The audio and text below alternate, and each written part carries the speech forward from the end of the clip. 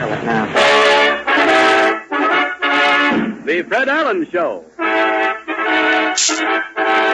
Brought to you by Ipana Toothpaste for the smile of beauty, Sal Hepatica for the smile of health. An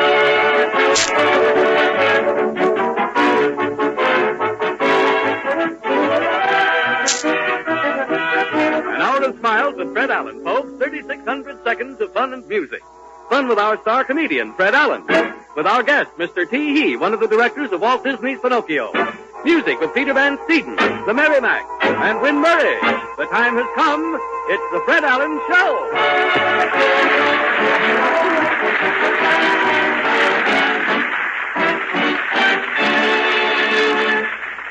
Well, ladies and gentlemen, we had hoped to have Toscanini conduct our overture tonight, but unfortunately our plans went amiss.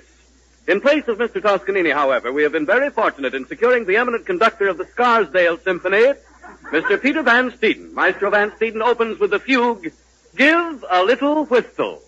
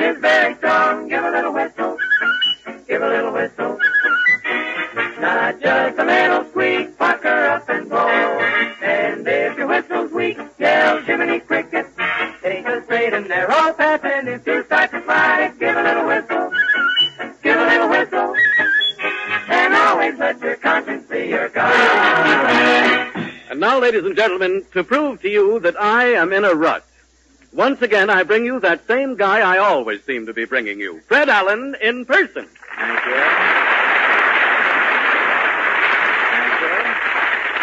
Thank you, and good evening, ladies and gentlemen. Well, spring is here as of last Thursday, and our program comes to you tonight in the guise of a delectable zephyr.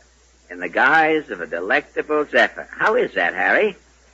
What, Fred? I just coined the phrase. I'm no judge, but to me it reeked of Tennyson. Or I might as well go the whole hog and say it smacked of Edgar Kett. Well, I didn't hear it, Fred. What was your phrase? I said our program comes to you tonight in the guise of a delectable zephyr. Oh, say, that's poetry, Fred. Or a reasonable facsimile. What is a zephyr? What? I say, what is a zephyr? A zephyr is a tornado with an inferiority complex. It's a limp gale, a typhoon with no ambition. A zephyr, Harry, is really a slow leak from out the west. You get the significance? Yes, I get it. A zephyr is a slow leak. Yeah. A slow leak is a little drip. And a little drip is Fred Allen in person. Welcome with a new hairdo yet. You look as though you combed your hair with the sleeve of a chinchilla coat. No other effect could. And welcome back to radio, Mr. Van Steeden. Say, this is the first time you've said anything on the program since February, Pete. Oh, I'm here ready to talk, but Allen won't give me any lines. Look, I ought to give you a comb. You need a comb to get 2 lines.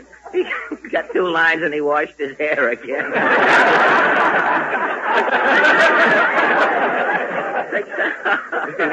Success has gone to his head again in the form of soap.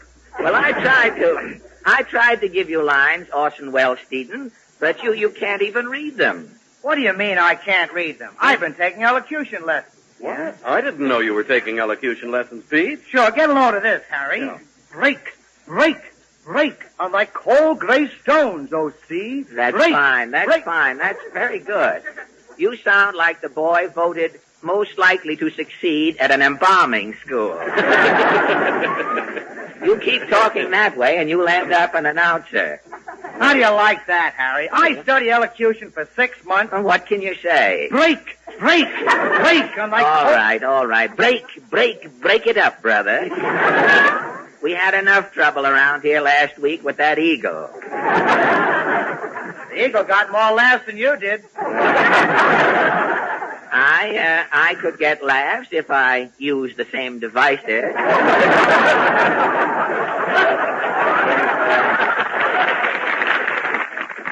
If I had feathers on and could sit on Harry's wrist, a feathered Bolivar, I would get laughs. Oh, that eagle was sophisticated. He was over your head. That's what had me worried. All right, Mr. Ramshaw, get back on your perch. Boy, I'd like to be an eagle for about 2 minutes. The minute you leave the ground, Van Steeden, you're through. That's all we need on this program, an orchestra leader who flies yet. And having come to the bottom of page 3 in our script, we turn briskly to the latest news of the week. The Ipana News presents The World in Review.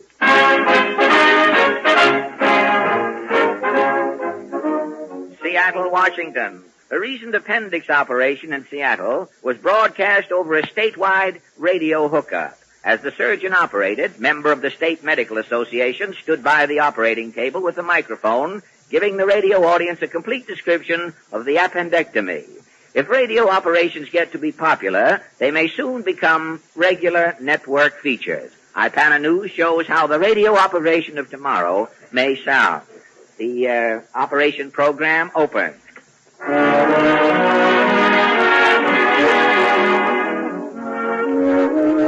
To the strains of I'll See You in My Dreams, the makers of Pico Cough, the new miracle drink, bring you another in their series of weekly operations. Does coffee keep you awake nights? Try Pico Cough. It looks like coffee, tastes like tea, and smells like mucilage. You can perk it, brew it, or mend crockery with it. Ask your grocer for Pico Cough. And now we take you to the radio clinic. Take it away, Professor Mangle.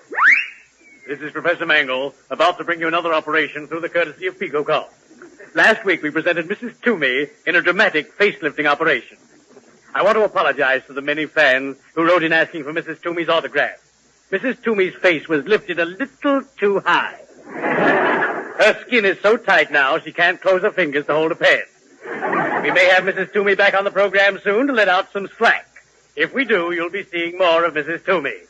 And now, our guest patient for tonight's operation, Mr. Morgan Grimm, a double molectomy.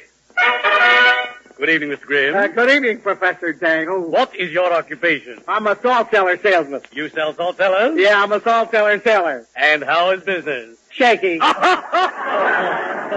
a case, Mr. Grimm. And you're here to be operated on? Yeah, I got 2 moles on my nose. Oh, yes. Mr. Morgan Grimm is having his 2 moles removed tonight through the courtesy of Pico Cough. Hey, look, am I getting a local anesthetic, Professor? No, this is a coast-to-coast hookup, Mr. Grimm. I hope everything comes off all right. Yes, it will. Now, if you'll just lie down on that cot, Mr. Grimm. Okay. And now, while Mr. Grimm is getting ready for his operation, we present the nurse who will administer the anesthetic, glamorous Mavis Braun. Hiya, friend. I got a tank full of ether and I'm raring to go. This patient looks like he's going to give me plenty of trouble. It's going to be tough telling when he's unconscious. You get it, folks? Are you ready, Nurse Brown? Yeah, Prof. Ready, Mr. Grimm? Yeah, Professor. Let's go, students! And now, while Nurse Brown administers the ether, Professor Mangle is putting on his rubber gloves, just the way you see Dr. Kildare put them on in the movies. Mr. Grimm is unconscious, and as the operation starts, we hear Professor Mangle say, Pincers. Pincers. Scalpel. Scalpel. 1 mole is off, folks. And we turn you now back to Professor Mangle. Ligature. Ligature. Tourniquet. Tourniquet. Blowout patch. Blowout patch. Scalpel. Scalpel. And the 2nd mole is off, folks. The patient is coming to. Now, I'll move the microphone over, and you can hear the patient's first words as he comes out of the ether. Oh, get me a cup of Pico Cough. Yes, Pico Cough! Pico Cough! The first thing a patient asks for after coming out of the ether is Pico Cough. And now here is Professor Mangle to say goodnight. This is your old friend, Professor Mangle, the cynic of the clinic, saying good night, folks, and happy convalescing. Thank you, Professor. The makers of Pico Cough, the miracle drink, it looks like coffee, tastes like tea, and smells like mucilage, invite you to tune in again next week when our guest patient will be Miss Tiny Dow. Here, Miss Tiny Dow, have a wen removed next week.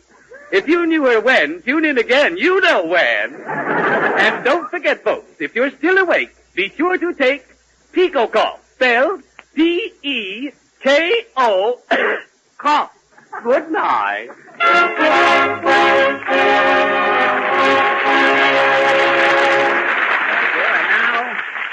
Now the Merrimacks, heeding Clause 4 in their iron-bound contract, gather at their personal microphone to sing for us, I Used to Love You.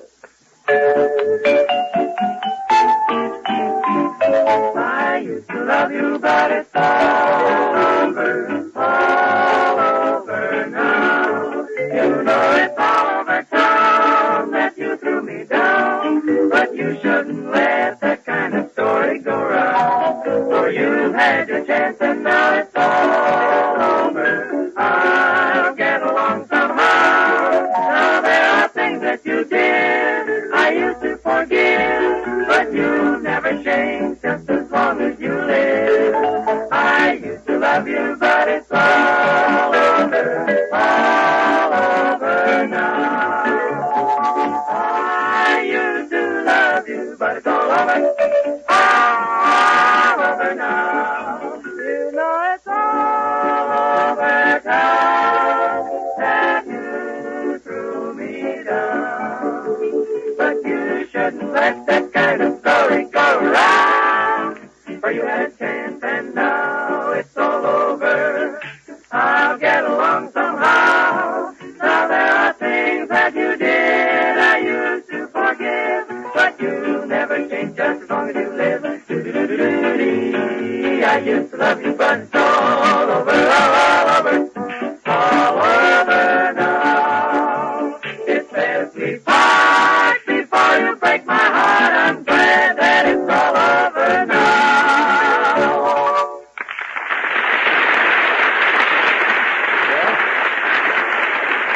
Thank you. There has been so much discussion recently about the coming census that tonight we add our 2 little cents worth and preview a cross-section of the census for you. The scene, a living room. The questioning begins. Now, madam, do you own a car? Yes. How many miles do you get to the gallon? Not many. What's your favorite color? Puce. Just answer the questions, madam. Don't comment. Now about children. Well, I have 3. John, Sarah, and Mary. Mary's only 6, but she's smart as a whip and pretty as a picture. And as for John, Yes, well, yes, his teacher yes. 3 was... children. Yes, and I'm not saying this just because they're mine, but Yes, under the children, 3. Now, what kind of toothpaste do they use? Ipana, of course. Funny, I get that same answer time and time again. Well, why wouldn't you? Mothers know what's best for the family. And when you find a toothpaste that's as good for massaging your gums as it is for cleaning your teeth, that's what you're looking for, and that's what you use. And, ladies and gentlemen, while that's only one opinion about Ipana, it's an opinion shared by so many parents, teachers, and dentists that Ipana is the largest-selling toothpaste in America today. That popularity is based on 2 very significant facts. 1, Ipana is unsurpassed for cleaning and brightening teeth. 2, Ipana, when used with massage, is especially designed to help give your gums the toning and exercise they need for health. And, ladies and gentlemen, since teeth are seldom bright, when gums are tender and soft, many dentists advise the healthful stimulation of Ipana toothpaste and gum massage. And in giving that advice, dentists are doing for others what so many of them do for themselves. For in a recent survey, more dentists said they personally use Ipana toothpaste than any other dentifrice of any type. Now make their choice your choice. Use Ipana toothpaste.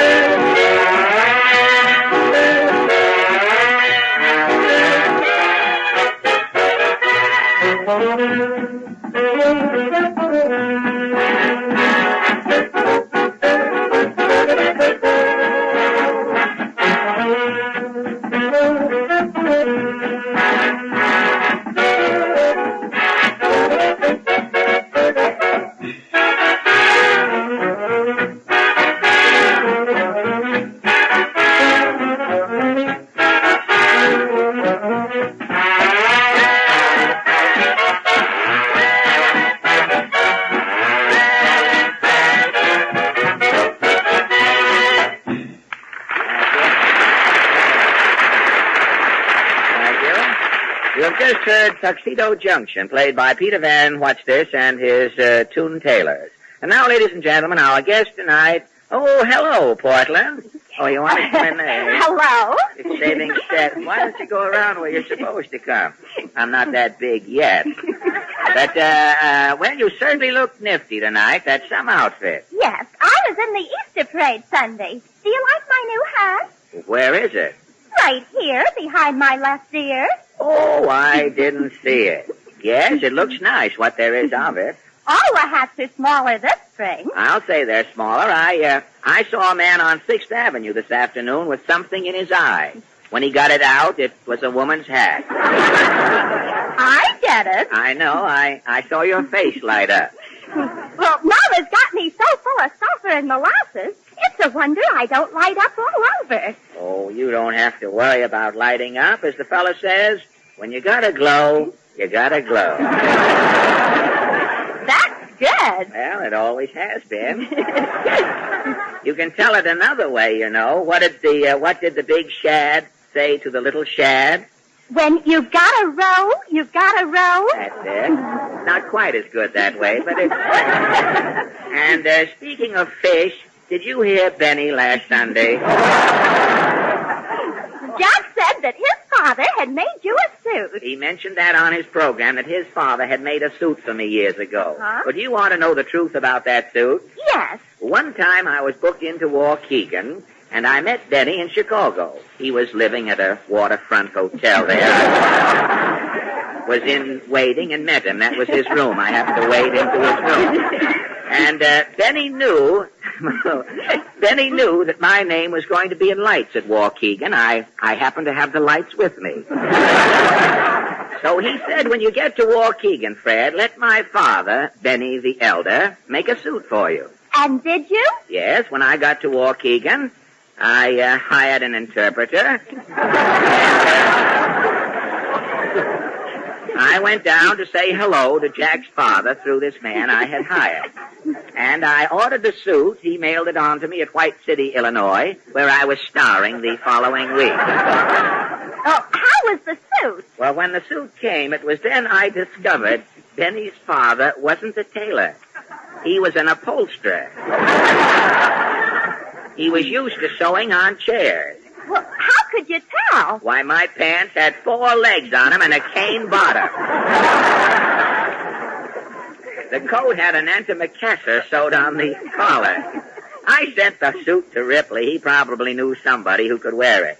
But too much of Benny. What about our guest? Have you seen Pinocchio? Walt Disney's new masterpiece? I certainly have. Now, don't tell me that Walt Disney is here tonight. No. Our guest tonight is Mr. T.He., one of Mr. Disney's directors. T.He.?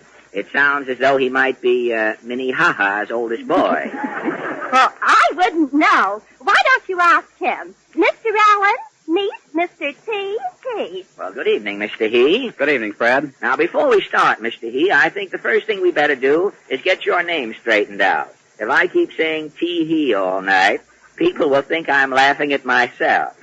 And why should I start a trend at this late day? But tell me, is T.He. your real handle? Yes, Fred. The first initial is T, and my last name is spelled H-E-E, T-He. Say, it must be embarrassing to the women folk in your family if all the she's are he's. But still, T.He. is a perfect name for a man whose job it is to help Walt Disney keep the world laughing. Laughter and entertainment are Walt's objectives, Fred. I know. Portman said that you directed Pinocchio. Is that right? No, I was merely one of the sequence directors. Well, how many directors did it take to get the mahogany Mickey Rooney on the screen? Well, there were 2 supervising directors, 5 sequence directors, and 8 animation directors. Pinocchio had more directors than a Jersey bank, didn't he? Well, how many people worked we'll wait, if anything's cooking. Let us know. Put up a hand if anyone's thinking of doing something. But, how many people...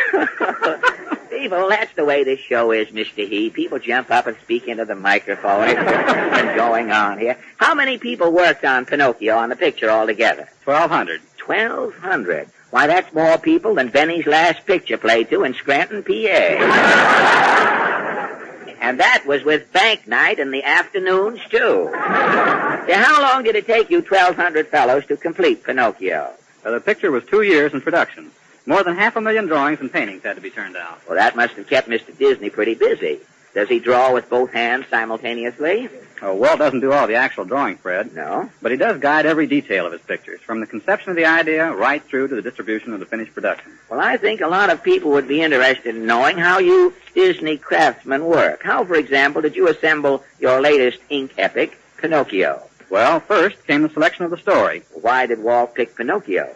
Because Pinocchio is a delightful folk tale that is known and loved the world over. Yes, it certainly is. Tell me, when Walt gets a story, he doesn't do like most of the Hollywood studios, hire 40 writers to rewrite the story, and then 40 more writers to get it back the way it was. No, Fred. Pinocchio was turned over to our story department, and an outline of the plot was sketched out. Well, are cartoon scenarios written the same as the regular scripts? No, the stories are laid out in drawings, something like a huge comic strip. Oh, and then everyone starts laughing about the play? No, not yet. Next, the directors and the head animators are called in. The story men explain their sketches, everything is agreed upon, and the story is split up and assigned to the sequence director. Well, which sequences were you given in Pinocchio?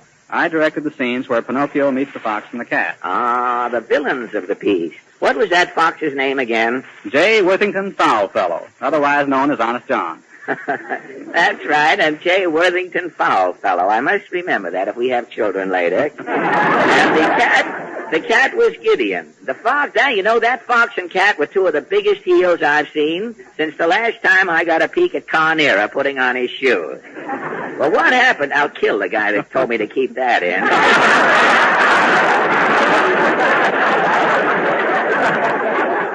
If he's here tonight, he's through. I don't know whether... What happened after you consider that unsaid, Mr. Heath? All right. What happened? What happened after you took Honest John and Gideon in hand? Well, I went into conference with Norm Ferguson and Ken O'Connor, a head animator and art director, to work out the details of the animation. Was your work finished when this animation was completed? No, Fred. Then the backgrounds, colors, costumes, and the characters themselves had to be worked on. Say, tell me, who invents those characters like Dopey, Pluto, Donald Duck, Mickey Mouse, and the others? Does Walt go on a Welsh rarebit diet and dream those folks up? I don't know how Walt does it, Fred. Well, I wish you'd ask him when you get back and let me know general delivery. But tell me, with so many artists... I'll be there shortly, something else. But tell me, with so many artists drawing different sequences, how do you keep the likenesses of the various characters uniform? Well, models are made up to guide the animators. And sometimes we photograph actors who resemble the characters. And these action pictures are studied before the drawings are made. Well, who does these drawings? The head animator? He does what we call the key drawings, the important points in each bit of action. And other artists fill it in? That's correct. And then when the drawings are cleaned up, they're traced on celluloid and painted. And each separate drawing is photographed on movie film? That's right. And as soon as you photograph 500,000 drawings, Pinocchio was finished? Not quite, Fred. The music, dialogue, and sound effects had to be added to the film. And then Pinocchio was ready for his preview? His first public appearance, yes. Uh-huh. Actually, the picture had been previewed from the first day it went into production. Well, how do you mean? Well, our pictures are run off with the whole staff in various stages of production. And Walt asked everyone, from the messenger boys up, for suggestions and criticisms, and anyone who comes through with a good gag or a piece of business gets a bonus. Well, in radio, we use a similar system on a bigger scale. If anyone opens his mouth around a radio program, he gets the business. But,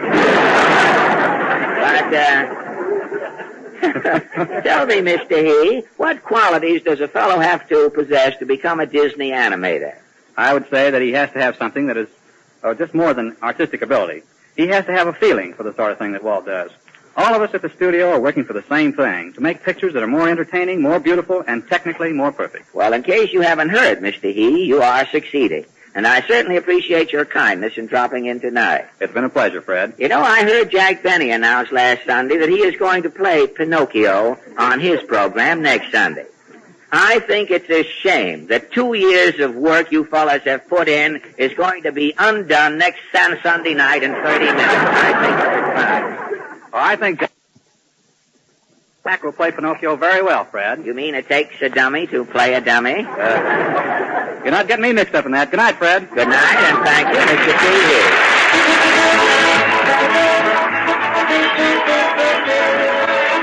Thank you. And now, Win Murray, the Miss America in the Winter Book for 1942, arrives to...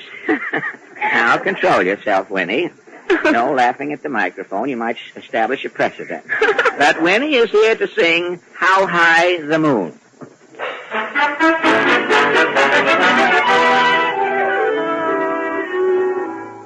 Until I fell in love, my life was very easy. The moon just made it moonlight. The breeze just made it breezy. And then I fell in love, and things that once were clean, now I scarcely see or hear. Somewhere there's music, how faint the tune. Somewhere there's heaven, how high the moon. There is no moon above when love is far away too, till it comes true that you love me as I love you. Somewhere there's music, it's where you are. Somewhere there's heaven, how near, how far. The darkest night would shine if you would come to me soon. Until you will, how still my heart, how high the moon.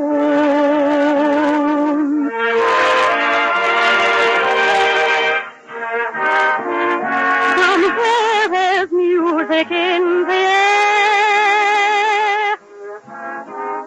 Somewhere there's heaven, but there is no moon above when love's far away.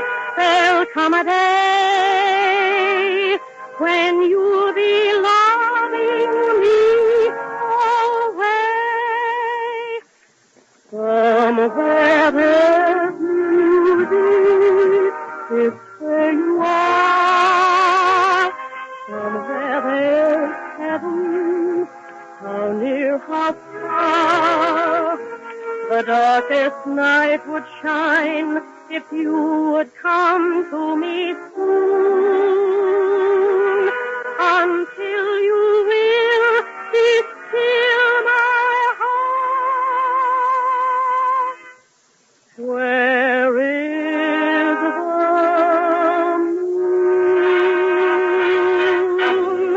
The moon is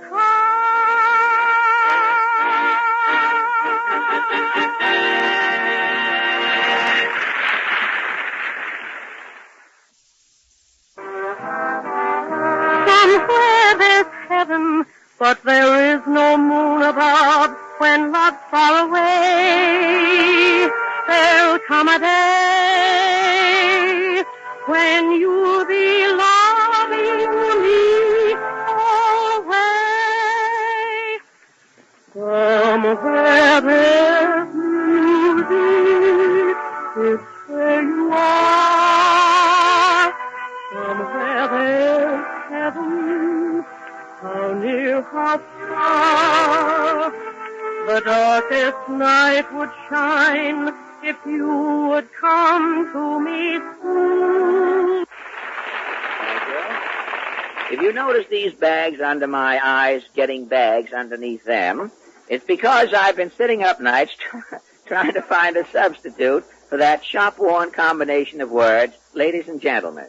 Well, now, there isn't any substitute, Fred, so there's no use sulking about it. Those words go together, like bread and butter and black and white, ham and eggs, salt and pepper. Well, I guess you're right, Harry. And while we're on the subject, don't forget Mike and Ike, corned beef and cabbage, Barnum and Bailey. Sure, Fred. And most important of all, don't forget eye-panna and massage.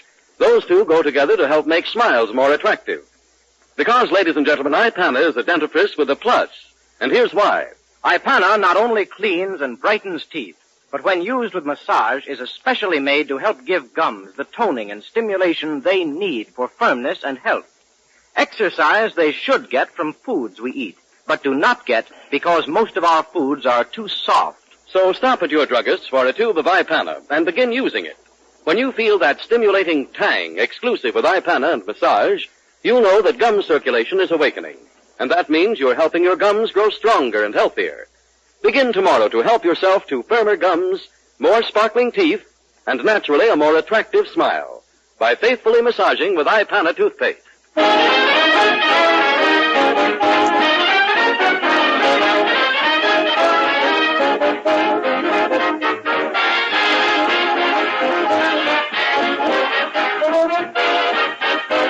The Fred Allen Show will continue immediately following a brief pause for your station identification.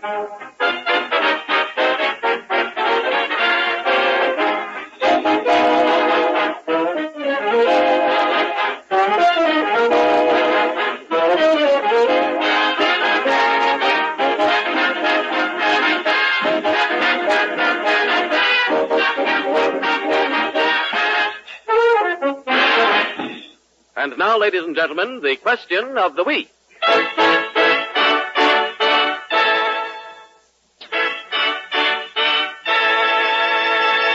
This is Mr. and Mrs. Average Man's Round Table, where three persons selected from our studio audience are invited to give their opinions on a question that concerns some prominent issue of the day. These little sessions are entirely unrehearsed. Fred is taking his place now at the round table, where he meets his fellow debaters for the first time. Are you ready? Yes. Yes, I was meeting the people, Harry. Yes, excuse me. The forum is officially open. I didn't hear you, Harry. I should have a third ear in the back of my head. Portland will kindly introduce us to the first member of our little group here. Mr. Hugh Cooper from Mount Vernon, New York. Well, good evening, Mr. Cooper. Good evening, Mr. Allen. May I ask your business, profession, calling, or trade? May I? I'm a district office manager with the Insulite Company. The Insulite Company? Yes. Well, what is the function of the Insulite Company? Well, they're the manufacturers of the world's finest insulation board. Oh, insulation board. This isn't a homemade commercial. I mean, you've cooked up on me here. I don't know. Insulation. I don't know. That was the policy of the government a short time ago, wasn't it? The insulation policy. We were going to be insulated or something. But I don't know a great deal about your business, Mr. Cooper. I don't know a great deal about a great many businesses, but I am supremely ignorant where insulation is concerned. What is the function of insulation, if I might ask? Well, in a few words, You'll overlook my ignorance. to keep the house cool in the summer and warm in the winter. Warm in the winter. Heat cannot get in, or cold. None of the elements can get in. It would seem to me if you could invent something that would keep relatives out of houses. We're working on that. Well, I'm sure it will beat your insulation business when you get it worked out. In other words, a thermos bottle is really insulated, isn't it? Absolutely. A vacuum is a non-conductor. Right. And for a man to have perfect insulation, he should really live in a vacuum, shouldn't he? Very good. But a vacuum is a space without matter. And man is matter. So the minute man gets in the vacuum, it ceases to be a vacuum and becomes a phone booth.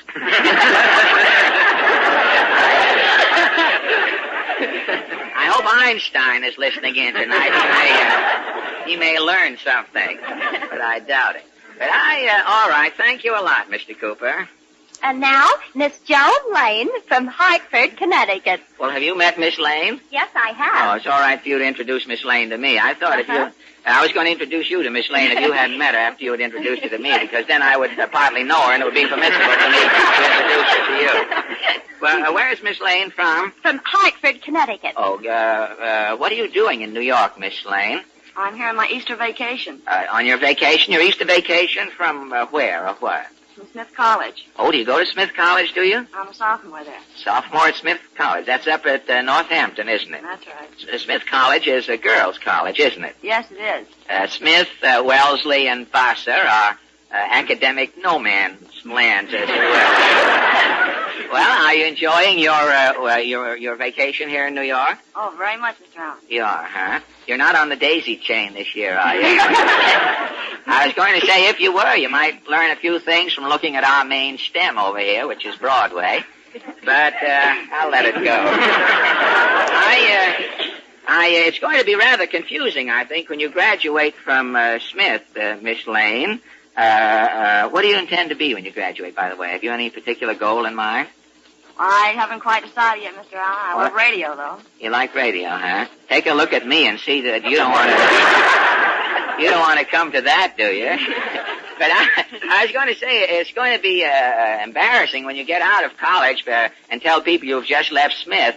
They won't know whether you've graduated or whether you quit working for Al. I mean, it's confusing. All right, thank you, Miss Lane. And now, Dr. Simon Klein from New York City. Well, good evening, Dr. Klein. Good evening, Mr. What branch of medicine do you practice, if I may ask? Dentistry, Mr. Allen. Dentistry, do you? We have to be very careful talking to dentists on this program. Any conversation is apt to be construed as sort of a commercial. We have to be very careful about our banter. But you're here in New York, are you? I am. Did you go to the American Dental Convention last week? And down in Baltimore? Did you go down there? No, I wasn't there, Mr. You weren't? Must have been very interesting. I read a lot about it in the paper. Some dentist said that the progress that dentistry's made in the last 100 years, the Dental Society, I believe, is 100 years old last week, and the progress it's made is really wonderful. This dentist said that George Washington in his day wore wooden teeth, wooden false teeth. Constantly in trouble. He had to carry tweezers with him to pick splinters out of his gums. Every time he opened his mouth, woodpeckers flew into the conversation. Lots of trouble. And whenever he drank hot soup, his teeth swelled up, I believe. Washington went around for months looking as though he was going to say, "oh," which he never said. But thank you, Dr. Klein. Oh, was something we could say today. I mean, But that about brings us to our question. Now that we are well into leap year, and most of the girls who are waiting for 1940 have taken advantage of their prerogative and their boyfriends, we novocaine leap year and prepare one phase of it for clinical inspection. So our question tonight is, do you think it is proper for a woman to propose to a man during leap year? Now, how do you feel about the female of the species and leap year, Mr. Cooper? Well, I think that the man does most of the work every other part of the world and time of the year, so I think that the woman should propose during leap year. You think you think the woman should propose? You don't think you think that a woman should send man flowers and candy and take him to the movies and close in on him later in the year? Well, all right, that's one for the woman. Now, Miss Lane, what do you, as a college girl, think about girls proposing? Well, I think leap year is a very fine thing, but I hope I never have to use it myself.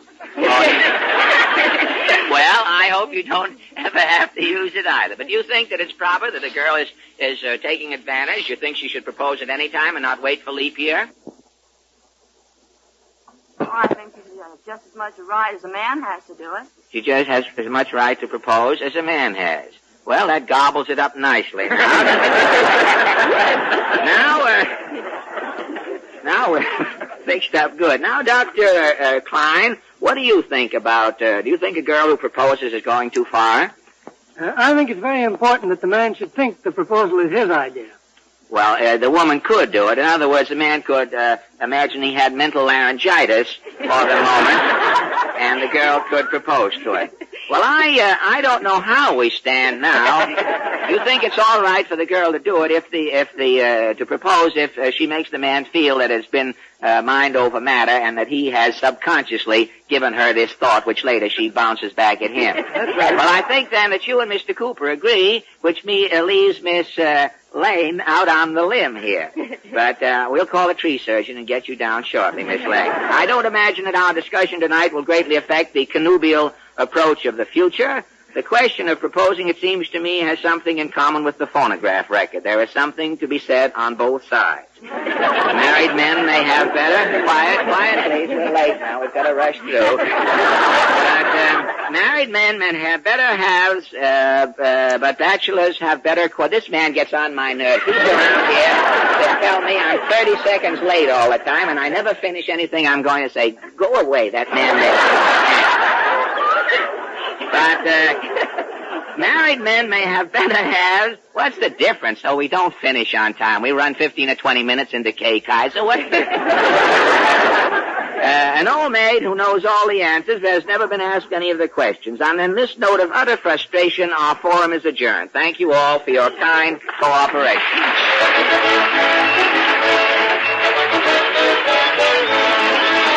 Thank you. And now, the Merrimacs to sing All by Yourself in the Moonlight. There ain't no sense sitting on a fence all by yourself in the moonlight. There ain't no thrill by a watermill all by yourself in the moonlight. There ain't no fun sitting beneath the trees, giving yourself a hug, giving yourself a squeeze. It's insane swinging down the lane all by yourself in the moonlight. All alone and so all alone. There is no one else but you. You get your gourd riding in a boat all by yourself in the moonlight. It's all a fake swimming in the lake all by yourself in the moonlight. It ain't no fun looking up at the sky, singing a pretty song, knowing to harmonize. Love is rare, you agree it's rare, all by yourself in the moonlight. I ain't got nobody, and nobody cares for me, poor little me. You can't tell lies to the fireflies all by yourself in the moonlight. You'll agree you're poor company all by yourself in the moonlight. Rain it down, find a cozy nook, losing a lot of sleep, listen to a book. Let it rain, how can you complain? All by yourself in the moonlight. Am I blue? Yes, you're blue. Am I blue? Huh? Ain't these tears in these eyes telling me you can't go far in a motor car all by yourself in the moonlight. It ain't so grand in a night sedan all by yourself in the moonlight. It ain't so sweet having a place to go, having a lot to do, nobody helping you. It ain't a treat in a rumble piece all by yourself, all by yourself, all by yourself in the moonlight. Thank you. I think you'll agree with me, ladies and gentlemen. At the I world... beg your pardon, but which one of you gentlemen is Harry Von Bell? Von Bell? Or could the name be Von Gong? Could it by any chance be Von Zell? Of course, that's it. Oh, well, I'm Harry Von Zell. Oh, how do you do? How do you do? Then this other gentleman must be Fritz Allen. Fred Allen, my good fellow.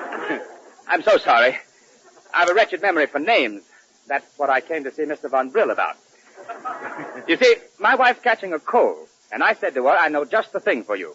You put 2 teaspoonfuls in a glass of water and drink it.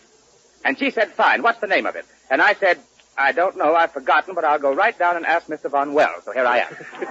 Well, it sounds to me as though what you were thinking of for your wife's cold was sal hepatica. Sal hepatica, that's it, I remember now. Yes, it's a mighty good thing to remember, too, because sal hepatica helps fight colds faster. That's why it's recommended by so many doctors. As a matter of fact, in a recent impartial survey among physicians conducted by leading medical journals, it was found that 7 out of 10 physicians recommend a saline laxative when treating a cold. And sal hepatica, we believe, is the outstanding saline laxative in America. There are 2 very good reasons for this, which you can check with your own doctor. First, sal hepatica acts quickly, yet it is exceptionally gentle. And since the progress of the cold is fast, this greater speed of sparkling sal hepatica is especially important in fighting it. Second, sal hepatica also helps nature counteract the acidity that so often accompanies a cold. So get an economical bottle of sal hepatica from your druggist for quick cold-fighting service. Remember, for faster action in treating colds, take sal hepatica.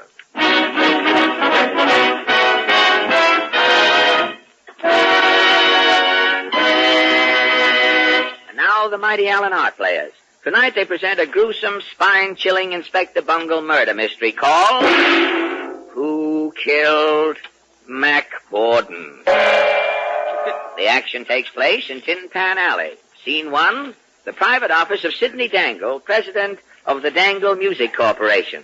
The famous songwriting team of Borden and Bevell rush in. Hey, Mr. Dangle. Yes, what is it, boys? Harry and me just finished another song. Yeah, new mother song, and it's a wham, Mr. Dangle. Yeah, get this title. Mother, you're fairer than the world's fair to me. And get these lyrics. Well, all right, boys, but make it snappy. Let's go, Harry. Mother, you're just my mother, but you're fairer than the world's fair to me. Your nose is like the trilon, but you got a smile on. I don't pay no admission to see.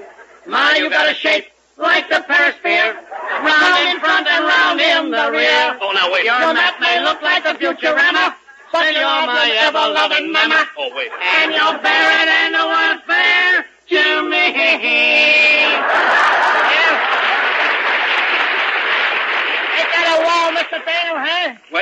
terrible. What? Why, it's dated. What do you mean? Nobody wants a mother song today. Why, me and Mac has been writing mother songs for 20 years, Mr. Dangle. And every song a hit. My mother's eyes. My mother's nose. My mother's hangnail. My mother ain't got no bananas. I know, boys, but Mother is through. Mother is washed up. The public today wants swing. Something like Fudarakasaki, Itty Bitty Poo, Jumpin' High. Now, wait a minute. I can't write that moron stuff, Mr. Dangle. Well, either you write it or you're fired. Now get out, both of you. Okay, Chief. Come on, bud. Flatfoot flute you with a fooey. I can't write that. And so Mack Borden, the songwriter, goes to work and to his doom. 10 minutes later, the door of Mr. Dangle's office flew open. Oh, Mr. Dangle! Oh, Mr. Dangle! What's up, Babette? You're shaking like an end girl in a Minsky show. Borden, me lyric writer, he's been murdered. Murdered? Yeah, take a look in our office. Lead the way. Look. Gad, he's slumped over his desk there. Are you sure he's dead? There's a pool of blood near his head. Say, this is murder, all right. I'm calling the police. Hiya, folks. Now, don't nobody move.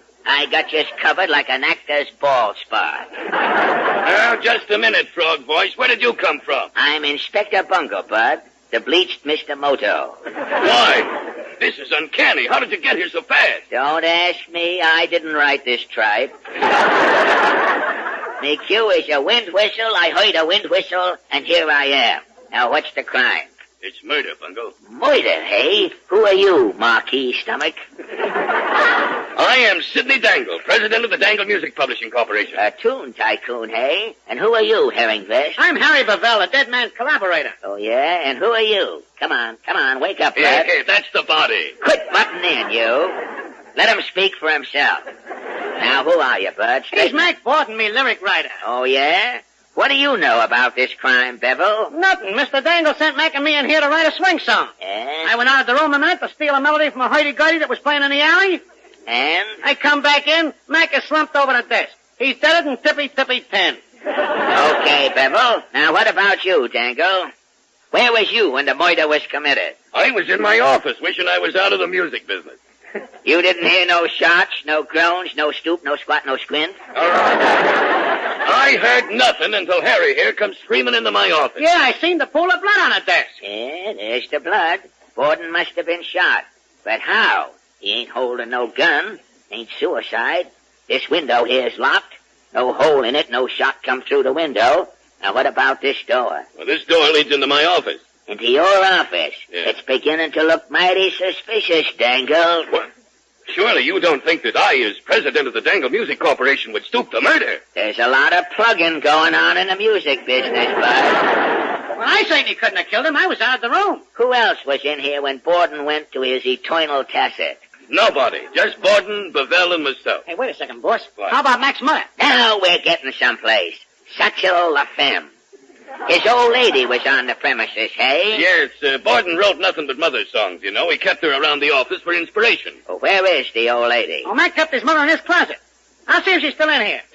Hey, Mr. Borden. Yes, Mr. Bevel? Will you come out of the closet a minute? Oh, is Mac going to write another mother song? No, I called you, Granny. Your son has been bumped off. You'll have to speak up, young man. I'm a little deaf. Look, Inspector, must you tell her? It'll break her heart. I gotta tell her, Dangle. You two will have to speak up. I can't hear that whispering. Now listen, Mrs. Borden.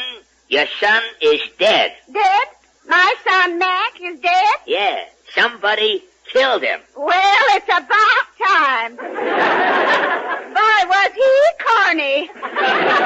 Mrs. Borden! Writing them jerk ballads. My mother's nose, my mother's big toe. That Icky was my son, but he was strictly from hunger. Now hold it, Granny. Don't tell me at your age you're a swing fan. Sure, Gates. Around Roseland, they call me the arthritis head cat. Oh, the jump is the jump in jive. I can truck on down, and I'm 85. Hip, hip. Oh, now, okay. Hip, hip. Okay, Grandma. Take it easy, Grandma. You can Big Apple down now and collect your son's insurance. Insurance? Yippee! Shoot the payments to me, John Hancock, boy.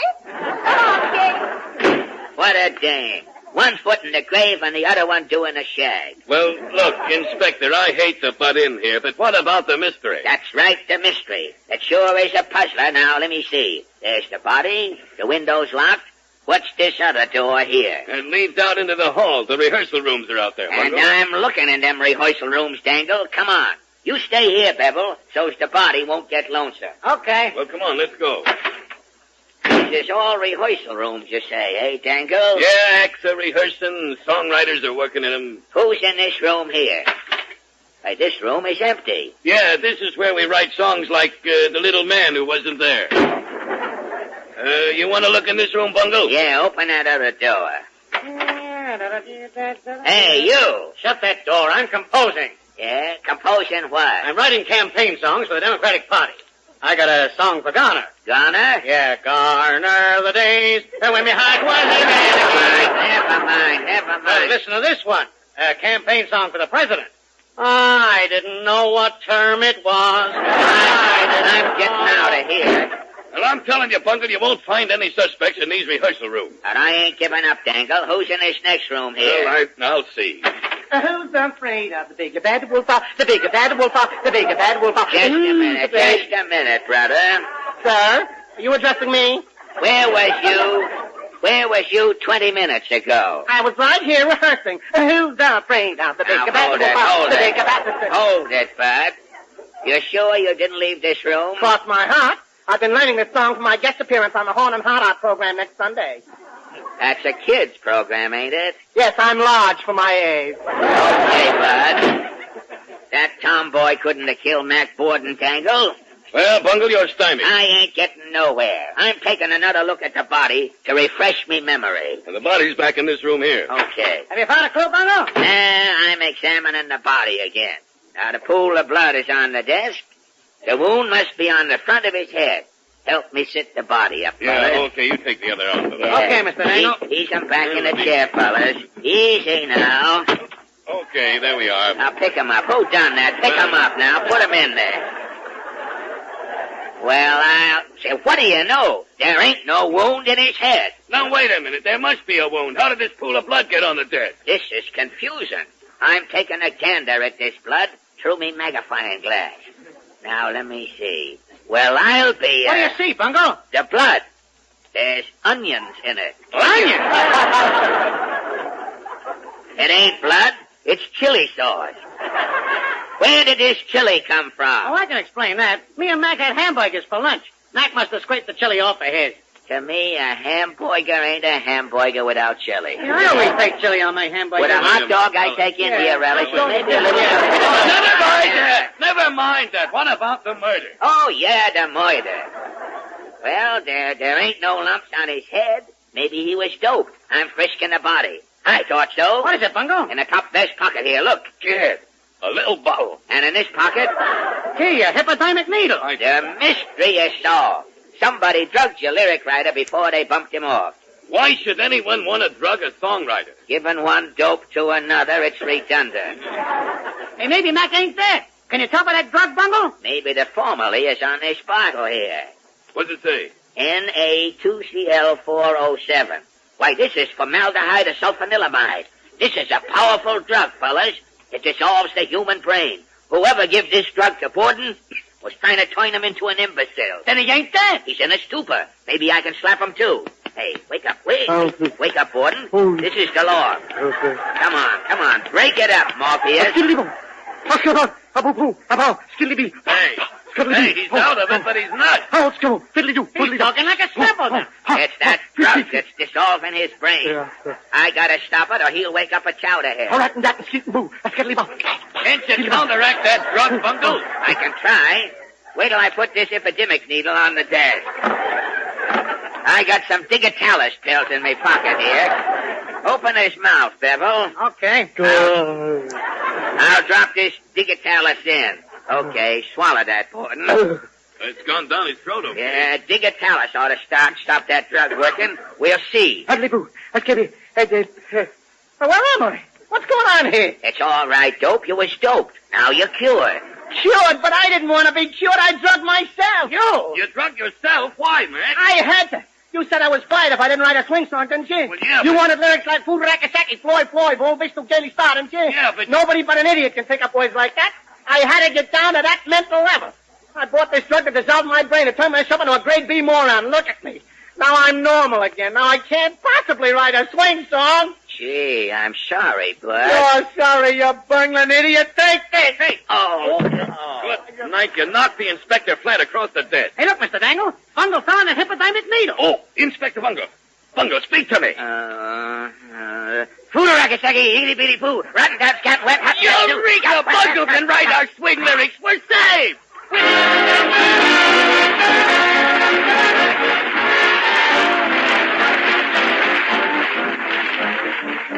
Last Wednesday, ladies and gentlemen, a very significant event occurred the first day of spring. Tonight we show you how thousands and thousands of city and country dwellers alike greeted spring. Spring is here. You said it, and how? When I woke up this morning with a cold in the head, I says to myself, Joe, I says, I bet spring is here, and there's nothing you can do about it. And to those thousands, Harry Von Zell says... But there is something you can do about a spring cold, ladies and gentlemen, and it's this. Take sparkling Sal Hepatica to help fight that cold faster.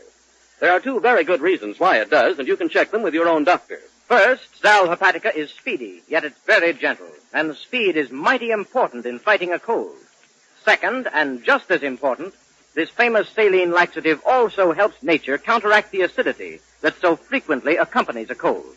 Remember, in a recent survey, it was found that 7 out of 10 doctors recommend a saline laxative in treating a cold. And Sal Hepatica, we believe, is America's outstanding saline laxative. So for faster action against colds, get a bottle of gentle, quick-acting Sal Hepatica at any drugstore. Well, thank you, Harry. Good night, ladies and gentlemen.